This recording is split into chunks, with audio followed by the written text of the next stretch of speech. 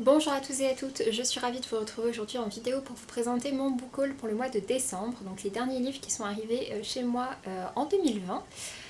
Dans ce book haul du coup j'ai quand même pas mal de choses à vous présenter puisque j'ai quelques services presse, des achats et puis des cadeaux de Noël et de mon anniversaire. Du coup je vais commencer par les services presse, j'en ai reçu 4 au mois de décembre. Tout d'abord j'ai reçu un service presse qui est sorti au courant de l'automne, mais le premier envoi s'était perdu. Et il s'agit du coup des Jardins d'hiver par Michel Moati aux éditions Hervé Chopin. C'est un thriller qui se passe en lien avec l'ancienne dictature en Argentine et qui je pense va parler des enfants qui ont été récupérés par la dictature et de ce genre de choses. Ça m'a l'air vraiment intéressant. J'avais déjà lu un livre sur ce sujet par Frédéric Couderc que j'avais beaucoup aimé, si c'est bien de ça dont ça parle ici. Donc voilà, je suis bien tentée de le découvrir. Et ensuite j'ai reçu donc 3 sorties de janvier, 2 tout d'abord qui sont déjà sorties en début de mois. On a Le Train des enfants par Viola Ardon aux éditions Albin Michel. Celui-ci, il s'agit d'un titre qui se passe au lendemain de la Seconde Guerre mondiale, dans lequel on a un jeune garçon qui va être envoyé depuis l'Italie dans un autre pays, ou un autre endroit en tout cas, pour voilà, être adopté en gros par une meilleure famille, sauf que sa vraie famille existe toujours. Donc je pense après que ça va un peu parler des origines de ce genre de choses. C'est un roman italien. Et l'autre roman qui est déjà sorti, il s'agit des Dossiers du voile par Adrien Thomas aux éditions Fleurus.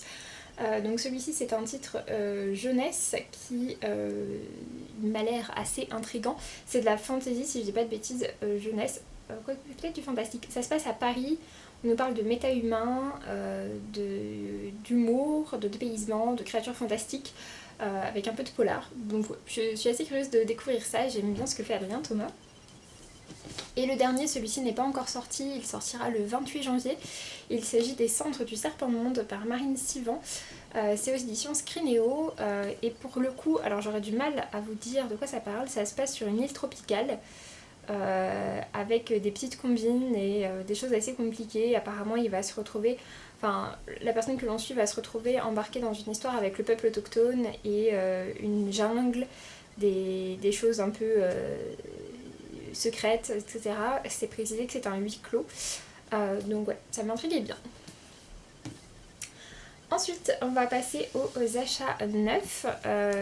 Au mois de décembre, je suis tombée en librairie sur l'édition collector du Royaume assassiné par Alexandra Christo. Je ne l'ai toujours pas déballé.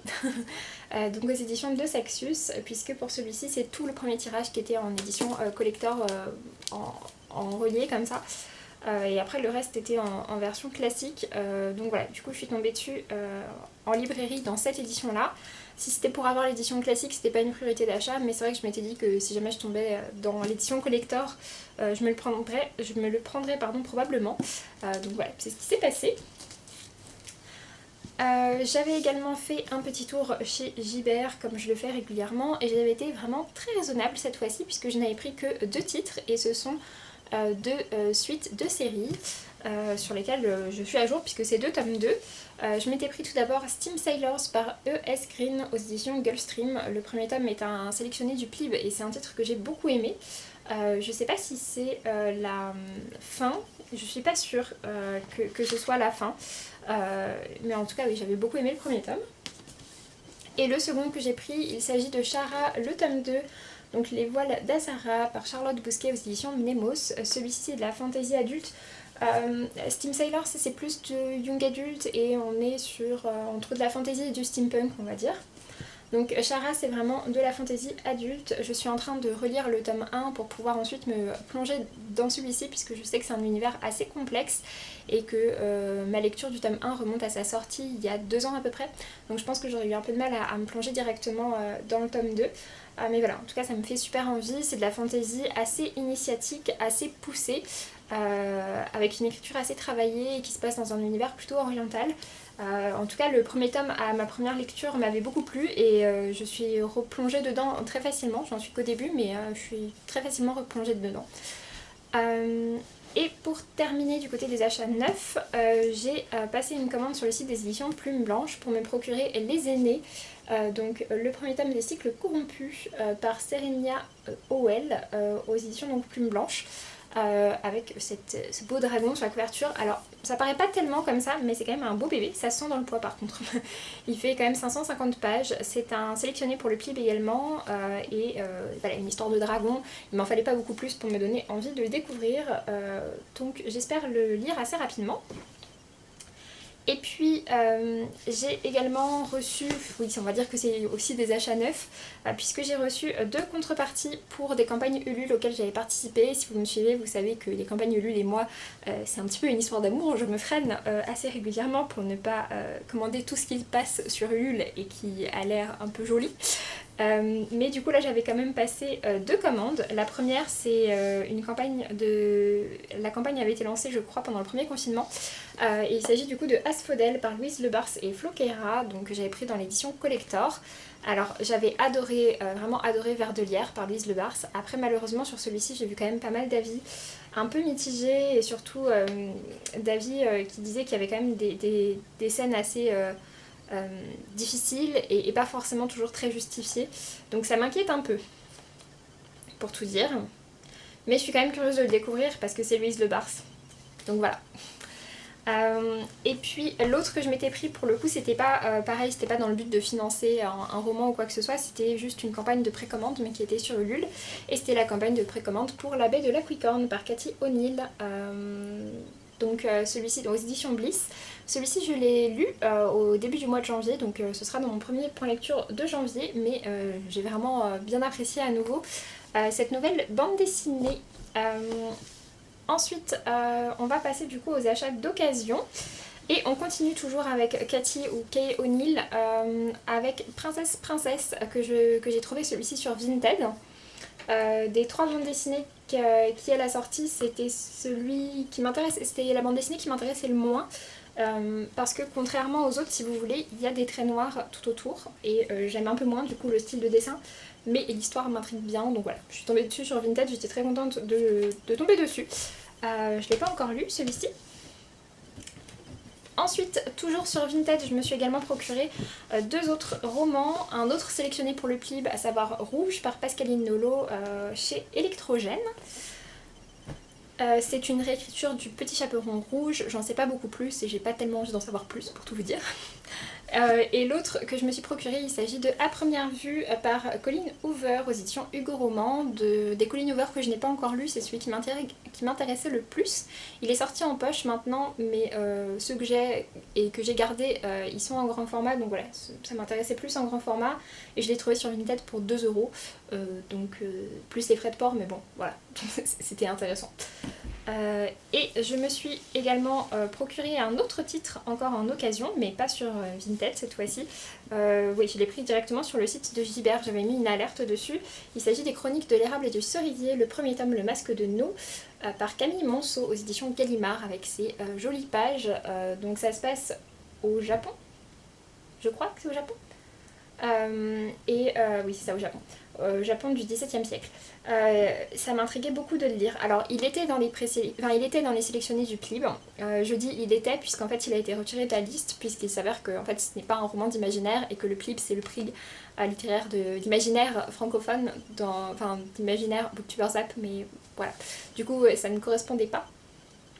Mais je l'avais acheté au moment où il était encore dans la sélection. Après je regrette pas de l'avoir acheté parce que c'est un titre qui m'intéressait, mais c'est vrai que si j'avais su qu'il n'était pas dans les sélectionnés, je me serais rabattue sur un autre roman qui était lui sélectionné. Après voilà, je regrette pas non plus d'avoir acheté parce que ça reste un roman qui m'intéressait. Et du coup on va passer aux cadeaux. Tout d'abord pour mon anniversaire, mon copain m'a offert Harry Potter et le prisonnier d'Azkaban dans l'édition Serre d'Aigle.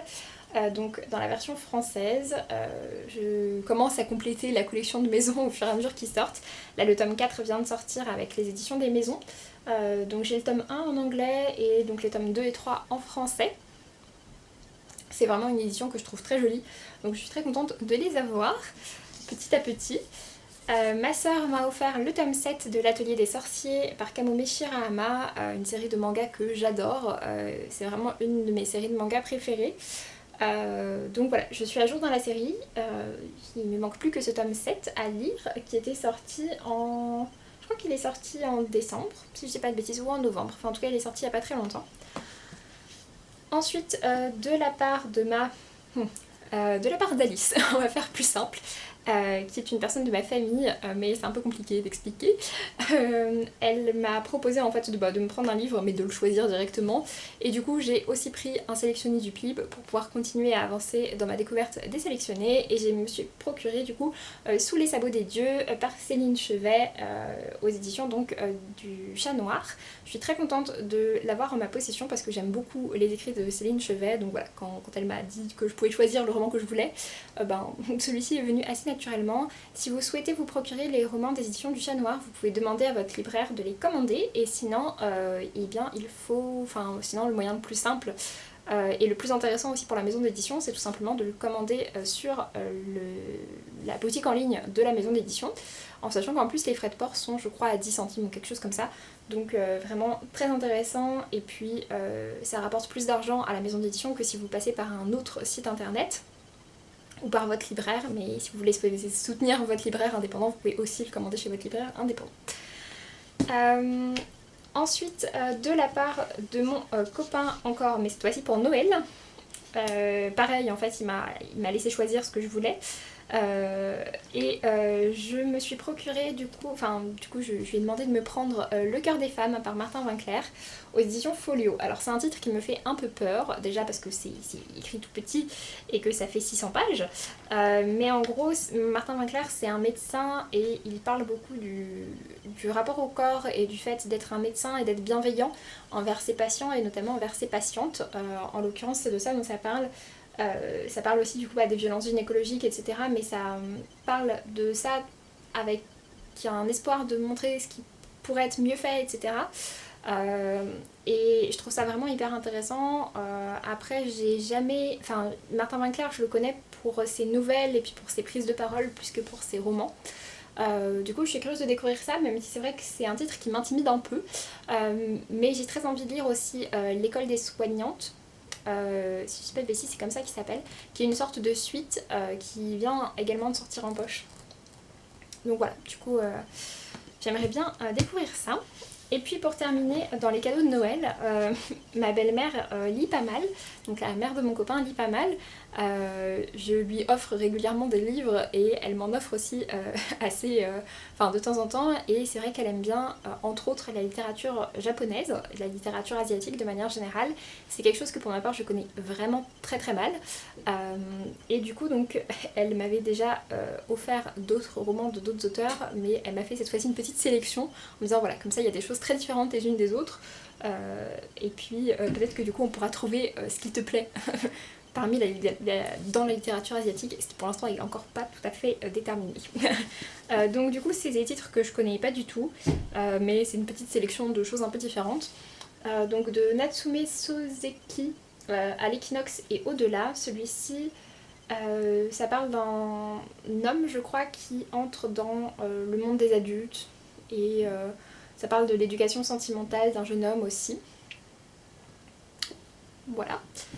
Ensuite, il y a Rendez-vous secret par Kobo Abe.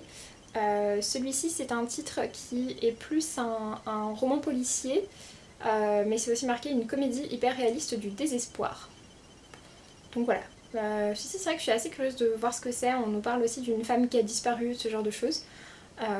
Donc peut-être un titre un petit peu plus dans l'action que les deux autres romans qui ont peut-être un côté un petit peu plus contemplatif, je pense. Un côté un petit peu plus psychologique intérieur, si vous voulez.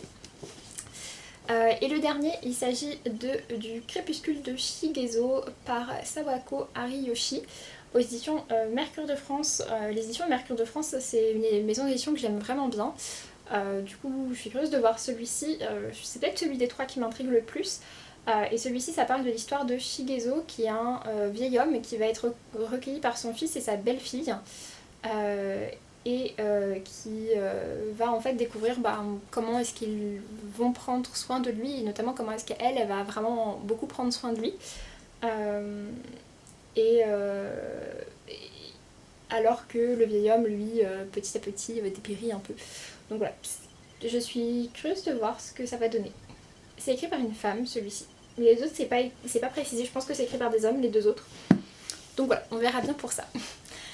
Sur ce, j'en ai donc fini avec ce book haul. J'espère que ça vous aura plu. N'hésitez pas à me dire si vous avez lu certains de ces titres ou s'il y en a certains qui vous intéressent.